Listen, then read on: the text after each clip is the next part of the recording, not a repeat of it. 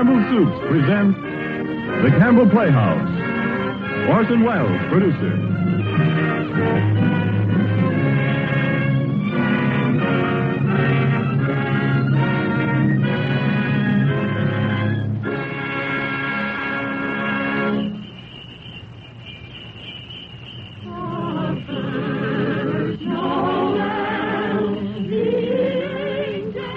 Good evening. This is Orson Welles. There are clearly a number of ways in which a Christmas carol could be introduced. Myself, I am most struck by the happy fortune that enables us on this Christmas Eve to present Mr. Lionel Barrymore, the best-loved actor of our time, in the world's best-loved Christmas story, A Christmas Carol. It is the American way, as we know, to establish traditions quickly where popular instinct and sentiment pronounce them sound. And so it is that today, actually only the 5th anniversary of Mr. Lionel Barrymore's first playing of the part of Ebenezer Scrooge for the Campbell Playhouse, there is, I think, in all America nothing more eagerly awaited, more firmly rooted in the hearts of the radio family that numbers millions, but this yearly performance of A Christmas Carol. A Christmas Carol, as Charles Dickens wrote it, has by common consent long been a classic. Mr. Lionel Barrymore's appearance in it is rapidly becoming one. And now, just before A Christmas Carol, Ernest Chappell has a special Christmas greeting from the makers of Campbell Soups. Mr. Chappell. Thank you, Orson Welles. As the old year draws toward its close, we of Campbell's feel a bond of warmth and gratitude toward each of you, our friends. For you see, in homes everywhere throughout the land, Campbell Soups have been welcomed. Day by day and week by week, you have placed confidence in us and in the foods we make. And there isn't anything we appreciate more deeply than the fact that so many of you have elected to let Campbell's make your soups for you. And so when Christmas comes, we look about to find some way to show our appreciation, some Christmas present by which to say thank you. The gift we chose 5 Christmases ago and have chosen each year since has become a part of Christmas to many and many a family. It has become a Christmas custom to gather around the radio to hear and to enjoy A Christmas Carol. And since it is Christmas Eve, we hope, too, that the younger members of the family are permitted to stay up and listen before dreams and visit of Santa. We get a great deal of pleasure planning and preparing this Christmas gift, and now it's ready. Off come the wrappings, off come the tags that say, please do not open till Christmas. Out comes the card, to you from Campbell's. And here is the gift itself.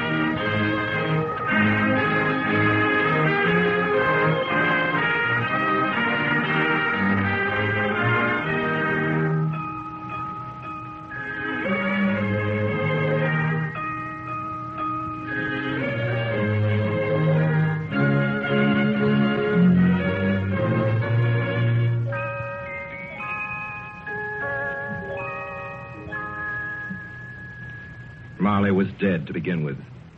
There's no doubt whatever about that. The register of his burial was signed by the clergyman, the clerk, the undertaker, and the chief mourner. Scrooge signed it. And Scrooge's name was good upon change for anything he chose to put his hand to. Old Marley was as dead as a doornail. Scrooge knew he was dead? Of course he did. Scrooge and Marley were partners for I don't know how many years. Oh, but he was a tight-fisted hand at the grindstone, was Scrooge. A squeezing, wrenching, grasping, scraping, clutching, covetous old sinner. And once upon a time, of all the good days in the year, on Christmas Eve, old Scrooge sat busy in his counting house, a grim, cheerless place if ever there was one. The door of Scrooge's counting house was open, that he might keep his eye upon his clerk, Bob Cratchit, who in a cold and dismal little cell beyond worked at his ledgers. 19, 20, 21, 22. Merry gentlemen, let nothing you dismay. 23, 26, 29. Christmas Day. 11, 13, 17, 7, carry 1.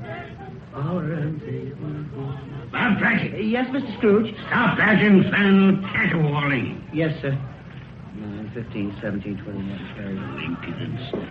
Singing their idiotic Christmas carols at my very door. Go somewhere else and bellow your blasted carols, or I'll give you in charge. Yes, and I don't want any of your old customs. Take your fellow fools and go away. Christmas. Blah. Right, sir. Merry Christmas anyway, sir. A Merry Christmas, Uncle. A Merry Christmas, Bob. Merry Christmas, Mr. Fred. God save you, Uncle. Humbug. Christmas a humbug, Uncle? Now, I'm sure you don't mean that. I mean just that. Exactly that. Merry Christmas. What right have you to be merry? What reason have you? You're poor enough. Well, what right have you to be dismal about Christmas, Uncle? You're rich enough. Now, Uncle, don't be cross. Well, what else can I be when I live in such a world of fools? What's Christmas to you but a time for paying bills without money? Merry Christmas. A time for finding yourself a year older and not an hour richer. If I could work my will, every idiot who goes about with Merry Christmas on his lips would be boiled with his own pudding and buried with a stake of holly through his heart. He should. Uncle? Nephew, keep your Christmas in your own way and let me keep it in mine. Keep it, but you don't keep it, Uncle. Well, let me leave it alone then. What do you want? A Christmas gift, I've no doubt. I came to wish you a Merry Christmas, Uncle. Merry Christmas. Much good may Christmas do you. Much good it ever has done you. There are many things from which I derive good by which I have not profited materially, I dare say, Uncle. Christmas among the rest. But I have always thought of Christmas time as a good time. A kind, forgiving, charitable, pleasant time. And therefore, Uncle, though it has never put a scrap of gold or silver in my pocket, I believe it has done me good and will do me good. And I say, God bless it. God bless Christmas. Hurrah! Let me hear another sound out of you there, Bob Cratchit, and you'll keep your Christmas by losing your situation. As to you, nephew, I wonder you don't go into Parliament. You talk enough nonsense. Don't be angry, Uncle. I want nothing from you. I ask nothing of you. Why can't we be friends? Good afternoon. Well, I'm sorry you feel that way. I've tried. A Merry Christmas to you, Uncle. Good afternoon. And a Happy New Year, too. Humbug. And a Merry Christmas to you, Bob, and the missus, and to Tiny Tim. Thank you, Mr. Fred. Same to you, sir. Good day, sir. Good day, Bob. Nonsense. Twaddle. Lummery. Talking of Christmas and not 2 sixpences to jingle together in his trousers pocket. You there, Bob Cratchit. Come here. What are you doing there? I was only putting a bit more coal on the fire, Mr. Scrooge. Seeing it's so cold in there, sir. Well, you put that coal back into the scuttle. A fire. A fire, indeed. I can tell you, if you use coal at that rate, you and I will soon be parting company, Bob Cratchit. You understand that? There's many a young fella like your situation, you know. Oh, I'm sorry, sir. My fingers were getting a little stiff with the cold. Then put on your mittens. There's someone at the door. See who it is. Yes, sir. Good afternoon, sir. Good afternoon. This is the firm of Scrooge and Marley. Yes, sir. I should like to see the head of the firm, if I may. Oh, very good, sir. What is it? A gentleman to see you, Mr. Scrooge. Huh? Have I the pleasure of addressing Mr. Scrooge or Mr. Marley? Marley's been dead these 7 years tonight. I'm Scrooge. Well, now, Mr. Scrooge, at this season of the year, it's only fitting that we who are more fortunate should raise a fund to buy the poor some meat and drink and means of warmth. You may not believe it, sir, but many thousands are now in want of common necessities, and hundreds of thousands are in want of the simplest comforts, sir.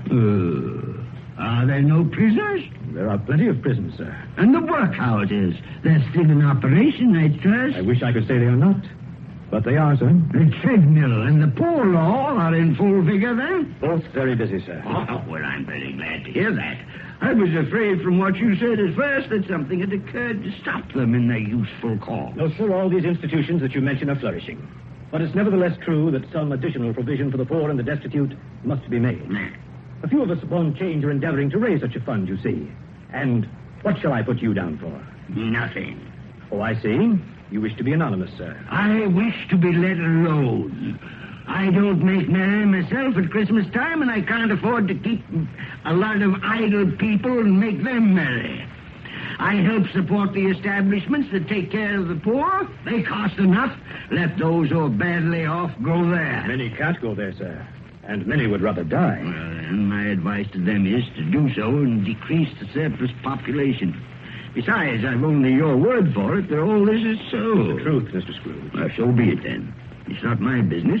It's enough for a man to understand his own business and not to interfere with other people's.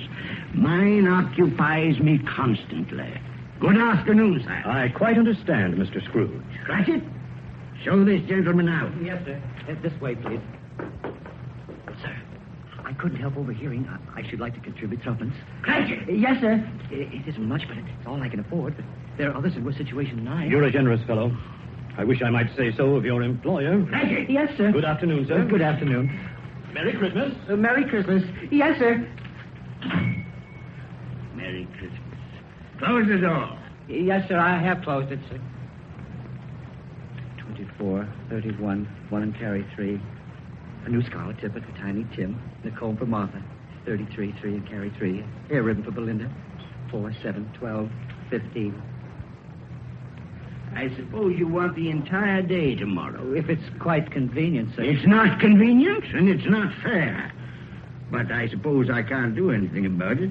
If I was to stop half a crown of your wages, you'd think yourself very ill-used, I'll be bound. Well, sir, And yet you don't think me ill-used when I pay a day's wages for no work? It's only once a year, sir. Once a year. Once a year, indeed. A fine excuse for picking a man's pocket every 25th of December. But I suppose it's no good talking. You must have the whole day. Well, see that you're here all the earlier the next morning. Do you understand? Oh, I will, sir. I will, sir, indeed. Good night, sir, and Merry Christmas. Merry Christmas.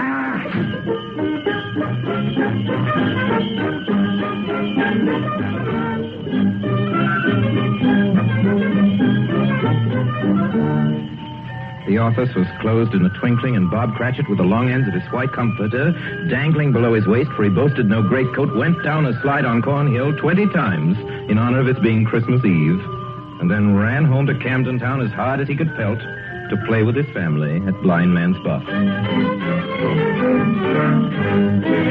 Scrooge, on the other hand, took his melancholy dinner in his usual melancholy tavern. Having read all the newspapers and spent the rest of the evening with his banker's book, went to his dismal house. Darkness is cheap, and Scrooge likes it. The yard was so dark that even Scrooge, who knew its every stone, had to grope with his hands through the fog and the frost to find a door. Scrooge walked through his rooms to see that all was right. Sitting room, bedroom, lumber room, all as they should be. Nobody under the table, nobody under the sofa. Nobody under the bed, nobody in the closet. Closed the door. Locked himself in, double locked himself in. He took off his cravat, put on his dressing gown and slippers and his nightcap, and sat down before the fire to take his gruel.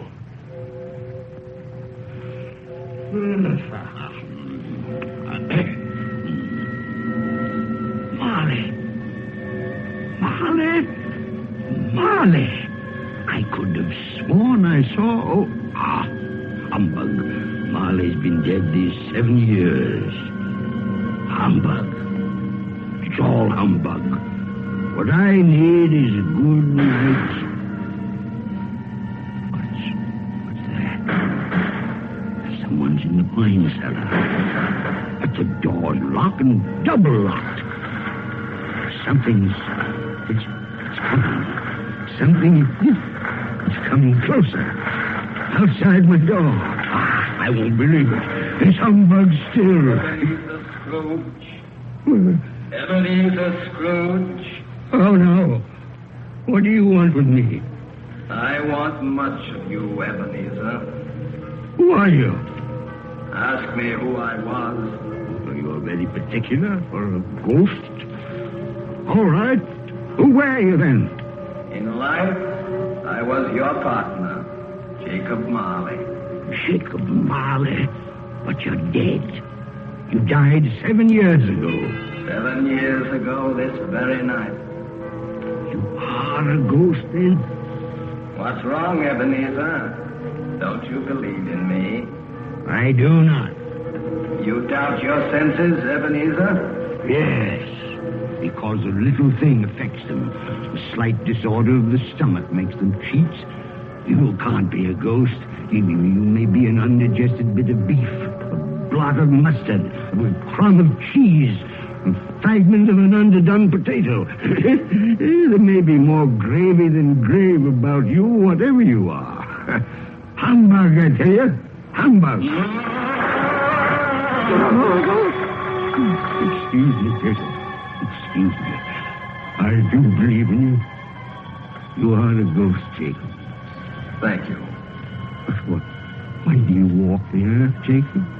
Why do you come to me?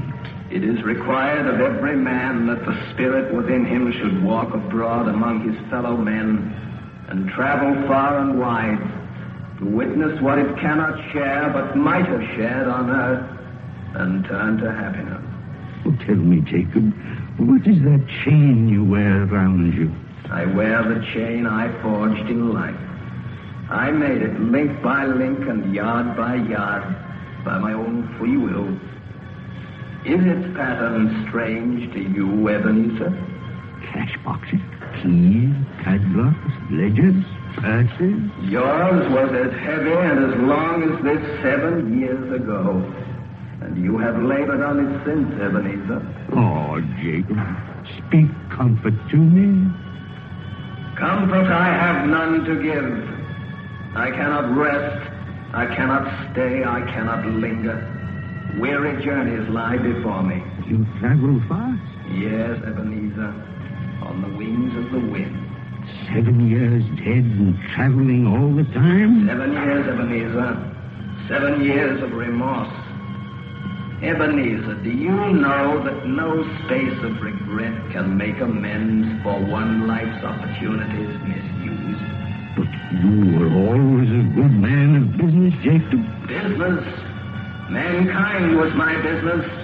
Charity, mercy, benevolence, they were all my business. The dealings of my trade were but a drop of water in the comprehensive ocean of my business. Oh, Jacob, don't take on so. Jacob. Listen to me, Ebenezer. I listen to you, Jacob. Go on, Jacob, speak to me. But don't be so flowery. Ebenezer, I am here to warn you that you have yet a chance and hope of escaping my fate. Do you hear that, Ebenezer? Yes, Jacob. You always were a good friend to me, Jacob. Thank you, Jacob. But go on. Go on. Go on. How shall I escape? Oh, I'm afraid, Jacob. You will be haunted by free spirits. Is that the only chance and hope, Jacob? It is your only chance and hope. Then I think I'd rather not. Without their visit, you cannot hope to shun the path I tread. Expect the first tomorrow, when the bell tolls 1. Couldn't I take them all at once and have it over, Jacob? Ebenezer, look that for your own sake you remember what has passed between us. And remember, when the bell tolls 1, look for the first spirit. Marley. Jacob Marley.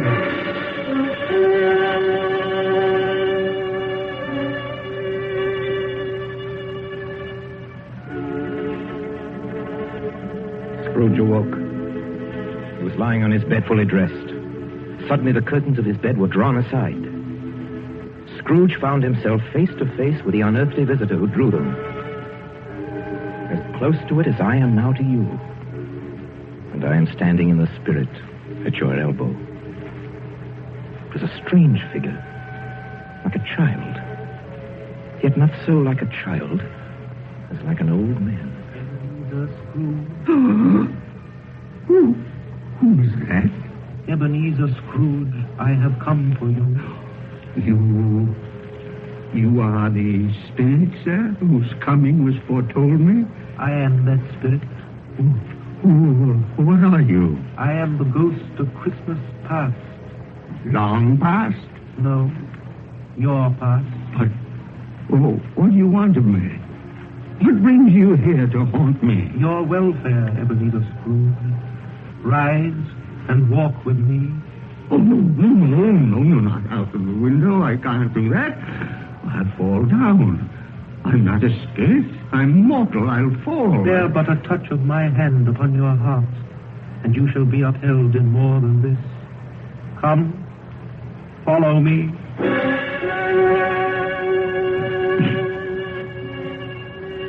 Where are we?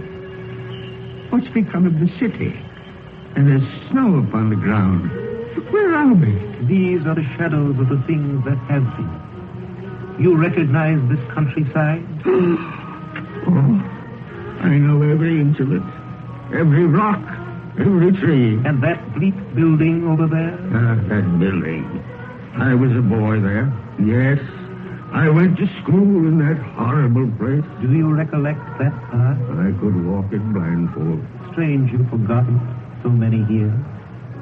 Come, let us go closer. Look through the window into that cold, barren room. What do you see, Ebenezer Scrooge? I see a boy. A solitary child, neglected by his family, alone. Yes, I see. I know that boy. Oh, I was so lonely. Poor boy. Your lip is trembling, Scrooge. And what is that on your cheek? It's nothing at all. I wish it's too late for that now. What's the matter? Nothing. The waits came to my door singing Christmas carols last night. There was a boy like that among them. A poor, thin, pale boy in a ragged coat. I'd like to have given him something, that's all. Is that all? Come, Ebenezer Scrooge. Let us see another Christmas.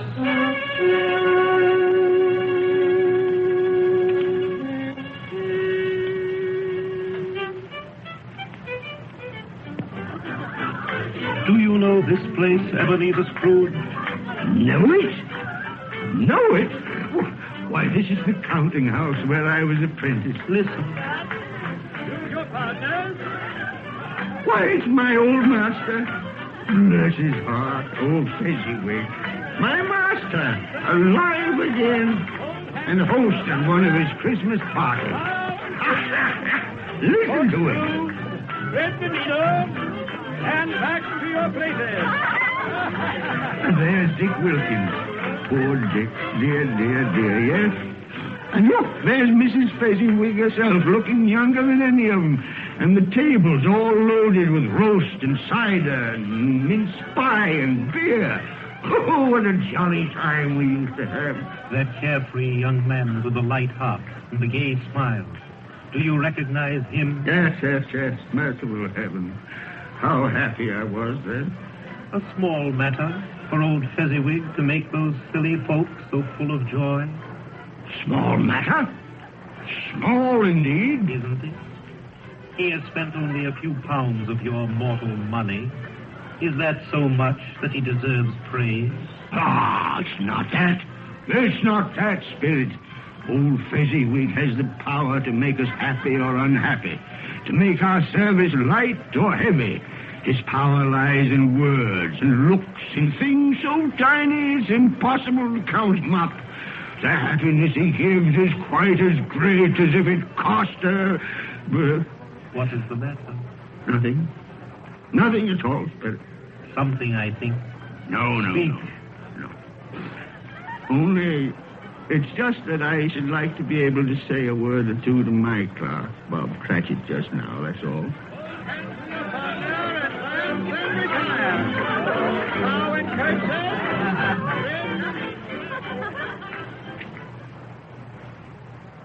My time grows short, and we have yet another journey to make.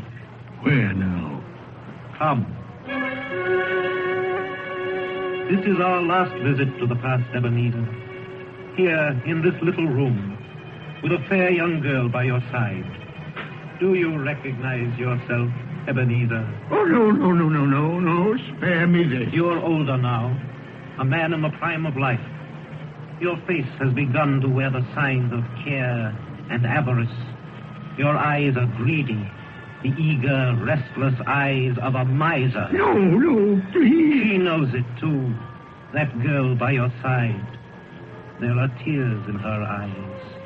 It matters little, Ebenezer, to you. Very little. I know that. Belle, have I changed towards you?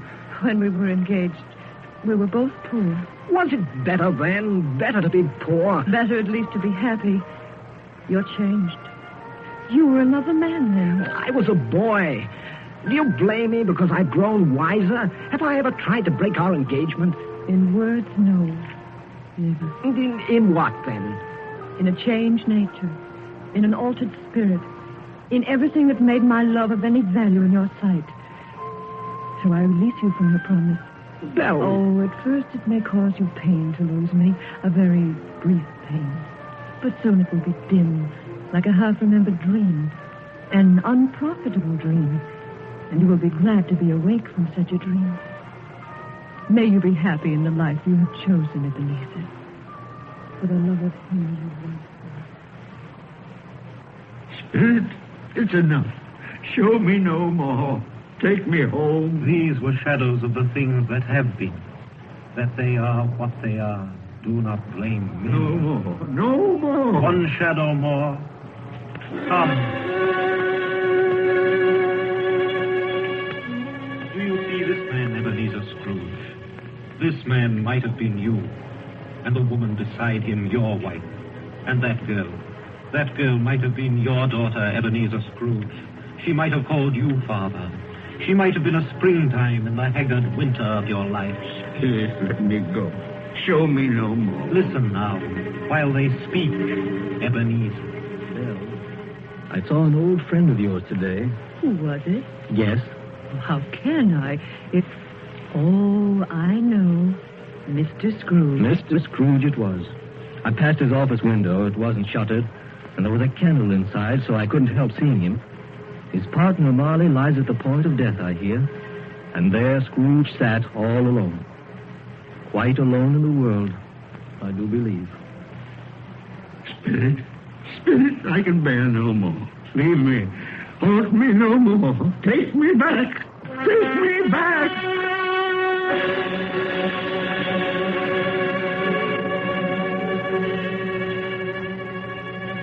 The King Wenceslas looked out on the feast of Stephen, when the snow lay round about, deep and crisp and even, brightly shone the moon that night. You are listening to the Campbell Playhouse, bringing you tonight the 5th annual presentation of Charles Dickens' A Christmas Carol, produced by Orson Welles and starring Lionel Barrymore as Scrooge. This is the Columbia Broadcasting System. When the snow lay round about, deep and crisp and even, brightly shone the moon that night, though the frost was cruel, when a poor man came in sight, gathering winter's dew. And now, back to the Campbell Playhouse and the 5th annual presentation of A Christmas Carol. A Christmas present from the makers of Campbell's Soups.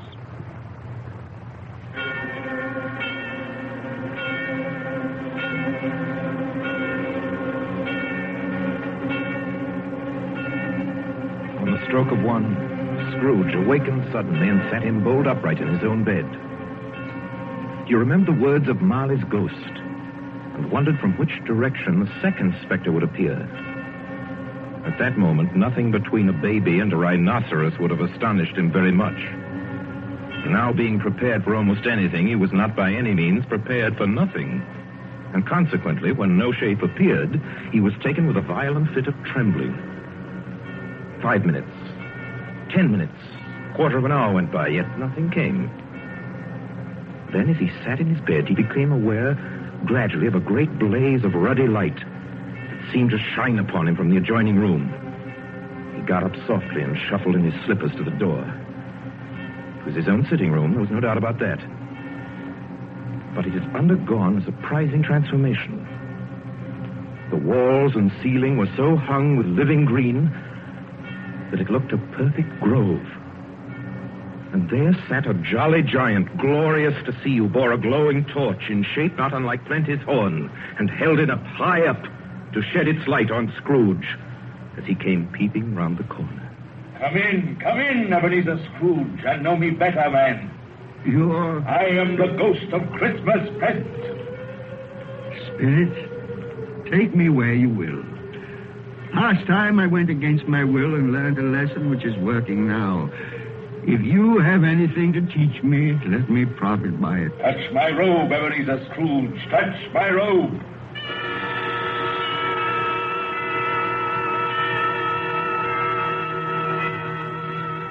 Where have you brought me, Spirit? To an humble dwelling in an humble street.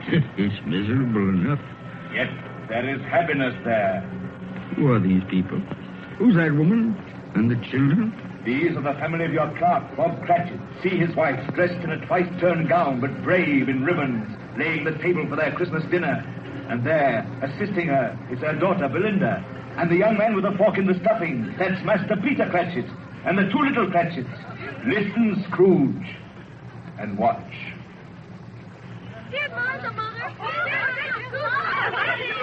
Quiet, children, quiet. Now sit you down before the fire, Martha, and have a warm, Lord bless you. Where, Father? He's been to church with Tiny Tim. They'll be along directly. How is Tiny Tim, Mother? Any better at all? Sometimes I think he is.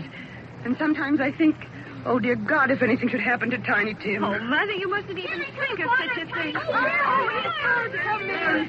Everybody. Martha, welcome, my dear. Oh, Merry Christmas, Father, and Tim. Merry Christmas, Martha. Oh, Tim, you darling. Oh, Father, I'm so glad to be home. And we're glad to have you, Martha. And how did little Tim behave in church, Bob? As good as gold and better. I like church, Mother. Oh, they sang the nicest songs. I hope people saw me there. Saw you there? And why, Tim? Well, don't you see? Because I'm lame. And if they saw my crutch, it might be pleasant for them to remember on Christmas who it was made lame beggars walk and blind men see. Bless you, my son. Are we ready to eat, Mother? Oh, come on, children, you're all ready. Come, take your places and wait your turn. There's plenty of stuffing and dressing and plum pudding for all of you. Martha, take care of Tiny Tim and see that he eats plenty. Yes, he must Mother. get strong and well. Now sit down, everyone. Yes, come on, Tiny Tim. And now, my dears. I see a vacant seat in the forward chimney corner, and a crutch without an owner, carefully preserved. No, kind spirit. Say he'll be spared. Say he'll live. If these shadows remain unaltered by the future, Ebenezer, the child will die. And pray thy name. Amen. Amen. And now, my dears, with such a dinner, a toast. A Merry Christmas to us all, and God bless us. God bless us, everyone. And now to Mr. Scrooge.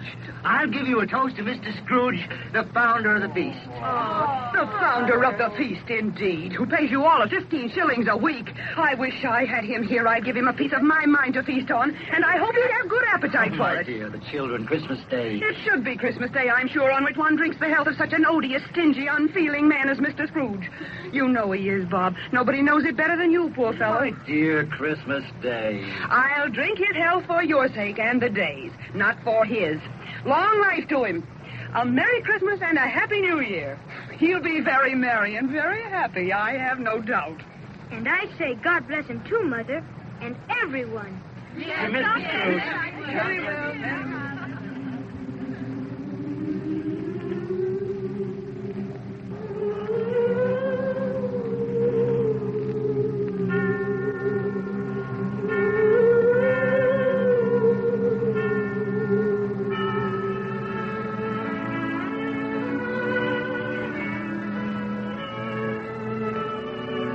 There was nothing of high mark in all this. They were not a handsome family, these Cratchits. They were not well dressed. Their shoes were far from being waterproof. Their clothes were scanty and had known, very likely, the insides of a pawnbroker's. But they were happy, grateful, pleased with one another and contented with the time. And when at last they faded, Scrooge had his eye upon them, and especially on Tiny Tim until the last. Many calls Scrooge made that night with a ghost of Christmas present. Down among the miners they went who labor in the bowels of the earth, and out to sea among the sailors at their watch, dark, ghostly figures in their several stations. Much they saw and far they went, and many places they visited, but always with a happy end. The spirits stood beside sick beds, and they were cheerful. On foreign lands, and they were close at home. By poverty, and it was rich. In almshouse, hospital, and jail, where vain man in his little brief authority had not made fast the door and barred the spirit out, the spirit left his blessing. It was a long night. It was only a night. And it was strange, too, that while Scrooge remained unaltered in his outward form, the ghost grew older. Clearly older. My life upon this globe is very brief, Ebenezer. It ends tonight. Tonight? Tonight at midnight. Ah, the hour has come. Oh, not yet. Not yet. No, there are still more things I wish to learn. These you will learn from still another spirit. Still another spirit, Ebenezer. Scrooge looked about him for the ghost that had vanished. He found himself once more in his bed, in his dressing gown and his nightcap. He'd heard the clock strike. And then he remembered the prediction of old Jacob Marley, and lifting up his eyes, beheld the third spirit. A solemn phantom, shrouded in black, draped and hooded, coming towards him slowly and silently, like a mist along the ground. I know you. You are the ghost of Christmas yet to come. You will show me the shadows of things that have not happened, but will happen in the time before us. Answer me, spirit, ghost of the future.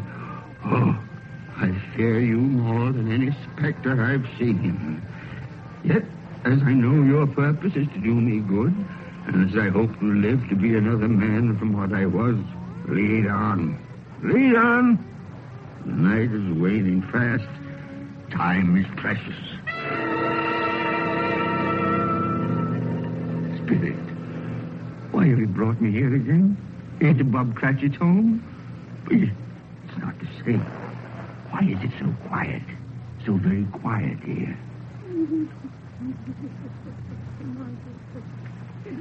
Mother, please. Oh, my son. My little son. Tell it, Tim. I loved him so. Mother, dear, you mustn't. It's almost time for Father to be home. Don't let him see you crying. Yes. Yes, Mother. He's late tonight. He walks slower than he used to. Yet I've known him to walk very fast indeed with Tiny Tim on his shoulder. So have I, Mother.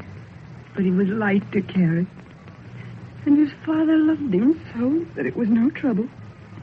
No trouble at all. Bob. Good evening, my dear. You're late, Bob. I'm sorry, my dear. I went to the churchyard today. I wish you could have gone with me. It would have done your heart good to see how sweet and green a place it is. You'll see it often. I promised him. I promised Tiny Tim we'd walk there on Sunday. Oh, Father, dear. It's God's will, Bob. I'm trying to understand it, my dear. My son. My little son, Tiny Tim. And I loved him so. Oh, that's cruel. Cruel. Spirit, can't you give me one ray of hope that I may change all that? That Tiny Tim may live?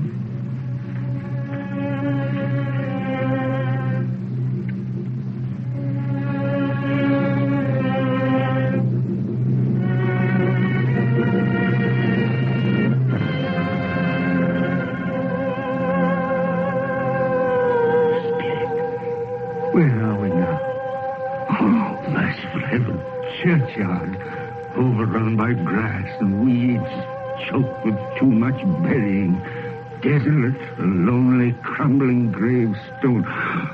Spirit, now before I draw nearer to that gravestone, answer me one question. Are these the shadows of things that will be, or are they the shadows of things that may be only? Will you not speak to me, Spirit? What is that grave to which you point? Now I see. There's writing on that stone. The name on the gravestone is Ebenezer Scrooge. Ebenezer Scrooge. Oh, Spirit. No. Spirit, hear me. I'm not the man I was. Why show me this if I'm past all hope? Tell me that I may change these dreadful shadows that have come, that you've shown me by an altered life. I'll honor Christmas in my heart, and I'll try and keep it all the year. I'll live in the past, the present, and the future. I will not shut out the lessons that they teach. Tell me, do, Spirit, please tell me that I can sponge away the writing on that stone, Spirit. I beg of you, Spirit, Spirit.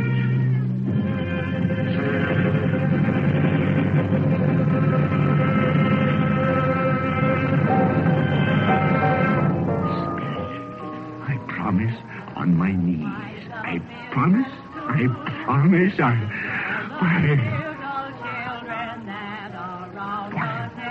What's this?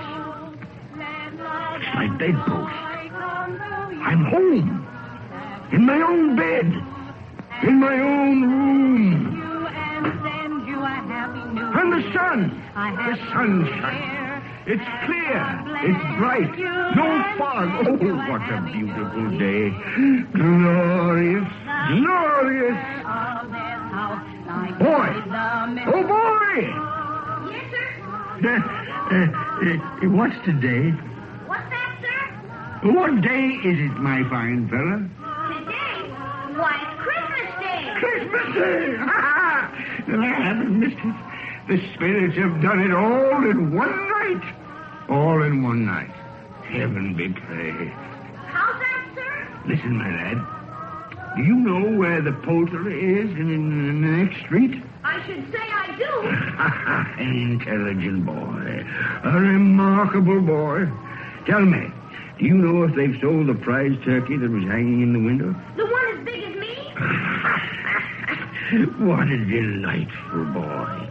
It's a pleasure to talk to you. Yes, my buck? It's hanging there now, sir. Oh, that's wonderful.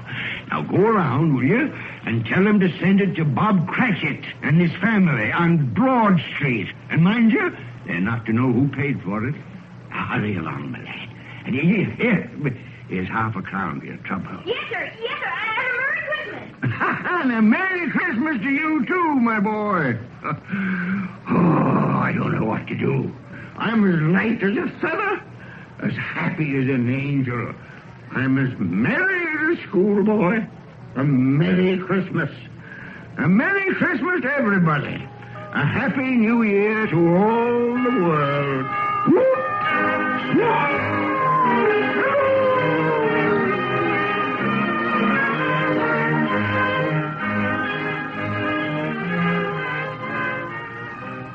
Next morning, Scrooge was early at his office. He went early for a reason. If he could only be there first and catch Bob Cratchit coming late. That was the thing he'd set his heart upon. And he did it. Yes, he did. The clock had struck 9. No Bob. 1:15. No Bob. Scrooge sat with his door wide open that he might see him come in. And at last he came. His hat was off before he opened the door. His comforter, too. He was on his stool in a jiffy, driving away with his pen, as if he were trying to overtake 9 o'clock. 8 and 17 and 15, carry the 1, 24, carry the 2, 31, carry the 4, 8 and 6 and 14, carry the 8. Hello, you, Cratchit. Yes, sir. Step this way, Cratchit, if you please. Cratchit, what do you mean by coming in at this time of day? Oh, I'm very sorry, sir. I'm behind my time. You are? You are? Yes, I think you are. Oh, it's only once a year, Mr. Scrooge. It shall not be repeated. I was making rather merry yesterday, sir. I'll tell you what, my friend. I'll not stand this sort of thing any longer. And therefore, Bob Cratchit, I'm about to raise your salary. Mr. Scrooge, are you quite yourself, sir? No, thank heaven I'm not quite myself.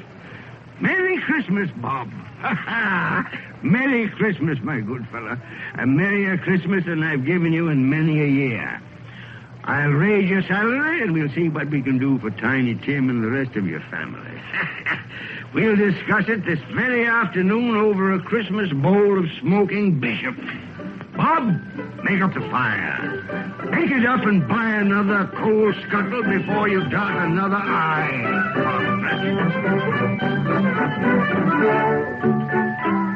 Scrooge was better than his word. He did it all, and infinitely more. To Tiny Tim, who did not die, he was a second father. He became as good a friend, as good a master, and as good a man as the good old city knew, or any other good old city, town, or borough in the good old world.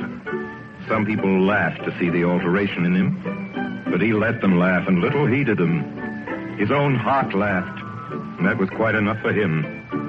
He had no further intercourse with spirits, but lived upon the total abstinence principle ever afterwards, and it was always said of him that he knew how to keep Christmas well, if any man alive possessed the knowledge.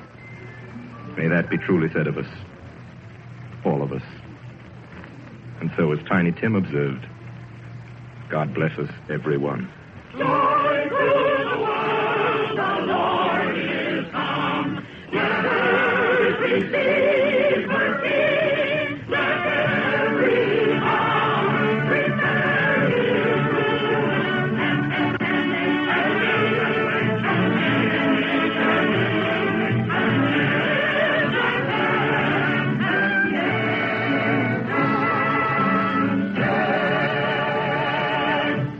You have just heard our annual presentation of Charles Dickens' A Christmas Carol, starring Lionel Barrymore, brought to you by the makers of Campbell Soups.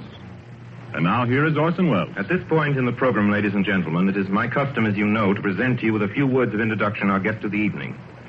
With your consent, I shall dispense with this tonight to introduce tonight's guest to the Campbell Playhouse audience or to any other American audience is an extravagant and superfluous procedure. For if ever an actor has won for himself a lasting place in the hearts of his fellow countrymen through years of unsparing and inspiring service, that actor is Lionel Barrymore. Mr. Lionel Barrymore. Thank you, Orson Welles. Good evening, ladies and gentlemen. This is the 4th year I've had the pleasure of appearing in the Christmas Carol here on the Campbell Playhouse. And I assure you all it's a pleasure that never tires. As long as I can remember, this has been one of my favorite stories. When we were children, it was read to us regularly this time of year, as it is to millions of children right now. And like many of them, I'm sure, the three of us, Ethel, Jack, and I, with the aid of a sheet and some old ironware, made a play of it. As I remember, we had 3 Scrooges in that production. Mr. Barrymore, who played Tiny Tim? I think we had 3 Tiny Tims, too. But seriously, I can think of no part that I've enjoyed playing again and again as much as I have the part of that squeezing, wrenching, grasping, scraping, clutching, covetous old sinner, Ebenezer Scrooge. And I can think of no happier or more suitable choice for the makers of Campbell Soups to offer the people of America as their Christmas present each year than Charles Dickens' well-beloved story, Christmas Carol. Good night, Orson. Good night, everybody. And a Merry, Merry Christmas to you all. Good night, Mr. Barrymore. Merry Christmas to you, sir. Ladies and gentlemen, for next Sunday night, we're happy to announce our version of a great and truly American story by a great American novelist, Come and Get It, by Edna Ferber. Against a background of the mighty forests of Miss Ferber's own Wisconsin, it tells a stirring tale of the men and women who live and die in the woods in order that lumber may come down the rivers every spring into the cities of the modern world. Like so many of Miss Ferber's epic romances of American life, it was made from a best-selling novel into a highly successful motion picture. Now we bring it to you on the air. The story of a man and his son and the girl they both loved, Lotta, played for us by one of the loveliest and most accomplished of Hollywood's younger dramatic actresses, Miss Frances D. And so until next week, until Come and Get It with Frances D., my sponsors, the makers of Campbell Soups, and all of us on the Campbell Playhouse remain, as always, obediently yours. But just a minute, Benny, ladies and gentlemen, it's the night before Christmas. And all through the Campbell Playhouse, not a creature is stirring that doesn't join Lionel Barrymore in wishing you a Merry, Merry Christmas. This goes for all of us, from my sponsor, from myself, from all of us, from Don McBain, who runs the machinery in the control room, to Miss Helgren, who types the Campbell Playhouse scripts. A Merry Christmas from Benny Herman and his band of Merry Melodians. Merry Christmas. You get the idea. from Max Torres, from Harry Esman and his crew of sound effects technicians. Thank you. And from Orson Welles and his considerable aggregation of dramatic talent, which includes, among others, Mr. Frank Reddick, Miss Georgia Backus, Miss B. Benaderet, Mr. Ray Collins, Mr. Everett Sloan, Mr. George Coulouris, Edgar Barry, Erskine Sanford, Tommy Lane, William Allen, Betty Lou Walters, Eric Burtis, and, of course, myself and George Spelvin. A Merry Christmas. How about it, ladies and gentlemen? Merry Christmas. And finally, as Tiny Tim says... God bless us, everyone.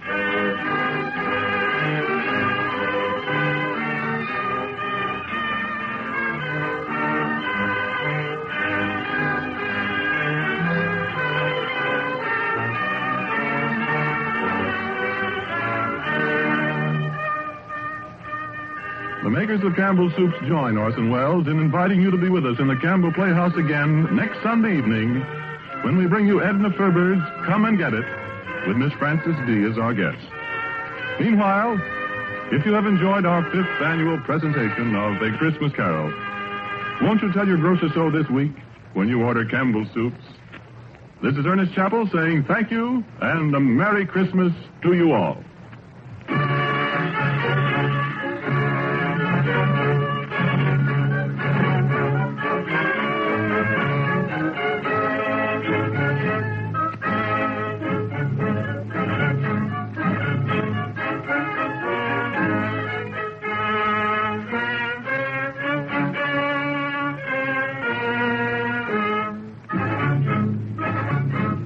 This is the Columbia Broadcasting System.